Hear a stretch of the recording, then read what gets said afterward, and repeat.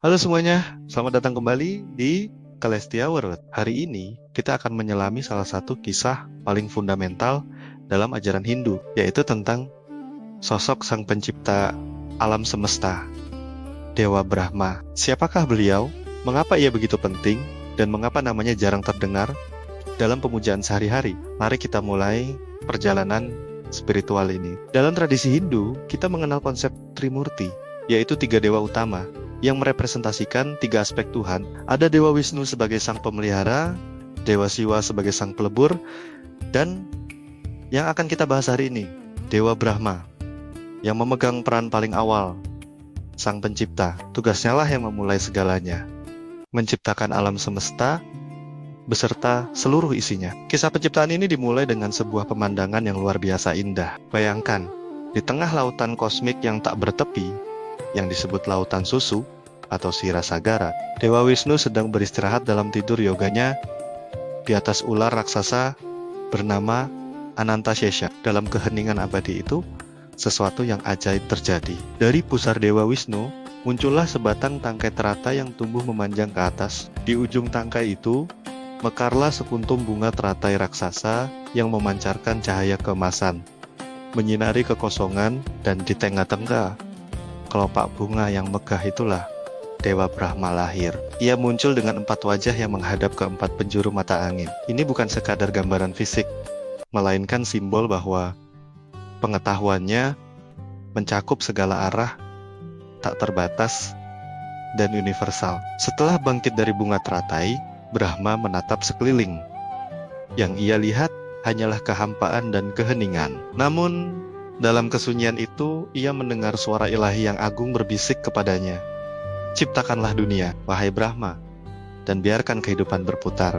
Perintah inilah yang menjadi awal mula dari segala ciptaan. Dengan kekuatan pikirannya yang luar biasa, Brahma memulai tugasnya. Ia tidak menggunakan alat atau bahan, melainkan manifestasi dari kesadarannya sendiri. Dari pikirannya, ia menciptakan langit dan bumi, memisahkan keduanya. Ia membentuk gunung-ganeng yang menjulang tinggi dan lautan yang dalam membiru. Ia meniupkan kehidupan ke dalam berbagai macam makhluk, dari yang terkecil hingga yang terbesar, termasuk manusia pertama. Namun, penciptaan Brahma tidak berhenti pada bentuk fisik saja. Ia sadar bahwa kehidupan memerlukan panduan, pengetahuan, dan tujuan. Karena itu, dari 4 mulutnya, ia melahirkan 4 Veda, kitab suci Hindu, yang menjadi sumber kebijaksanaan abadi. Dari mulut pertamanya, lahirlah Rigveda, yang berisi himna dan doa-doa pujian. Dari mulut kedua, Samaveda, pengetahuan tentang melodi dan nyanyian suci. Dari mulut ketiga, Yajurveda,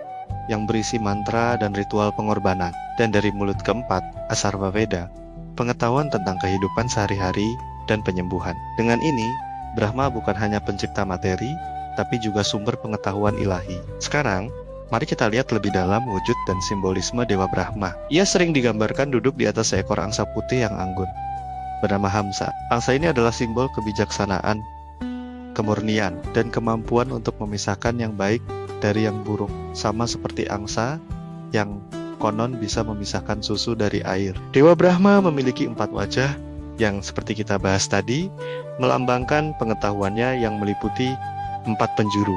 Tapi lebih dari itu, 4 wajah ini juga melambangkan 4 Veda yang ia ciptakan, 4 zaman, atau juga dalam siklus waktu Hindu. Dan yang terpenting, 4 tujuan hidup manusia yang disebut Purusyartha. 4 tujuan itu adalah Dharma, yaitu kebenaran dan kewajiban moral. Artha, yaitu kemakmuran dan kesuksesan duniawi. Kama, yaitu pemenuhan keinginan dan hasrat. Dan moksha, yaitu pembebasan spiritual dari siklus kelahiran kembali. Di keempat tangannya, Brahma memegang benda-benda simbolis. Pertama, sebuah kitab Veda yang jelas melambangkan pengetahuan. Kedua, sebuah tasbih atau mala yang melambangkan waktu yang terus berjalan dan siklus kosmik yang ia ciptakan. Ketiga, sebuah kendi berisi air suci atau kamandalu yang merupakan simbol sumber dari segala kehidupan. Dan yang terakhir, bunga teratai, simbol kesucian dan asal-usul penciptaannya. Semua atribut ini menegaskan perannya sebagai arsitek agung alam semesta. Namun, disinilah muncul sebuah pertanyaan menarik. Jika Dewa Brahma adalah sang pencipta yang begitu agung, mengapa pemujaan terhadapnya sangat jarang kita temukan dibandingkan dengan Dewa Wisnu atau Dewa Siwa. Di seluruh India, mungkin hanya ada satu kuil utama yang didedikasikan untuknya, yaitu di Pushkar, Rajasthan. Mengapa demikian? Ada beberapa kisah yang mencoba menjelaskan hal ini. Salah satu yang paling terkenal menceritakan bahwa setelah menyelesaikan penciptaannya, Brahma menjadi sedikit sombong. Ia merasa dirinya adalah yang terhebat karena dari dirinya lah semua berasal. Dalam sebuah perselisihan dengan Dewa Wisnu, untuk membuktikan siapa yang paling unggul, Dewa Siwa muncul sebagai pilar api tak berujung. Brahma, dalam usahanya mencari ujung atas pilar itu, berbohong bahwa ia telah menemukannya. Karena kebohongan dan kesombongannya itulah, Dewa Siwa kemudian memberikan kutukan bahwa Brahma tidak akan banyak dipuja di bumi. Kisah ini bukan untuk merendahkan Dewa Brahma, melainkan untuk memberi pelajaran spiritual yang mendalam tentang bahaya ego dan kesombongan, bahkan bagi dewa sekalipun. Ini mengajarkan bahwa kekuatan penciptaan harus selalu diiringi dengan kerendahan hati. Meski jarang dipuja secara langsung, peran Dewa Brahma tetap fundamental. Setiap doa dan ritual dalam Hindu selalu dimulai dengan menghormati siklus penciptaan,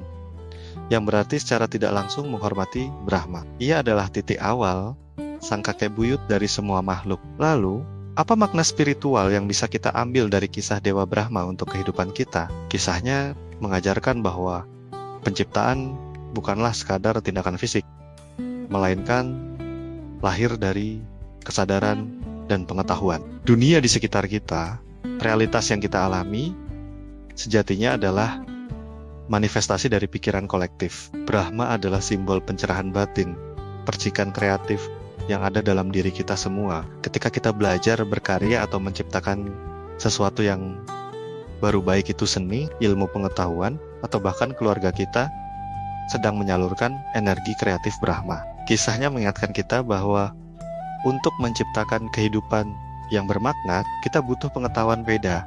Kita perlu sadar akan waktu mala. Kita harus terhubung dengan sumber kehidupan kendi air. Dan kita harus menjaga kesucian niat teratai. Pada akhirnya, perjalanan spiritual manusia adalah memahami makna dari ciptaan ini. Dengan memahami karya Sang Pencipta, kita perlahan-lahan akan menempuh jalan kembali menuju Sang Sumber, yaitu Tuhan yang satu, esensi di balik Trimurti itu sendiri. Itulah kisah mendalam tentang Dewa Brahma, sang arsitek alam semesta. Semoga cerita ini tidak hanya menambah wawasan, tetapi juga memberikan inspirasi bagi kita semua untuk terus menciptakan kebaikan dengan kesadaran dan kerendahan hati. Terima kasih banyak sudah menonton sampai akhir. Jika kalian suka dengan konten seperti ini, jangan lupa untuk like, komen, dan subscribe channel kami agar tidak ketinggalan video-video menarik lainnya. Sampai jumpa di episode berikutnya.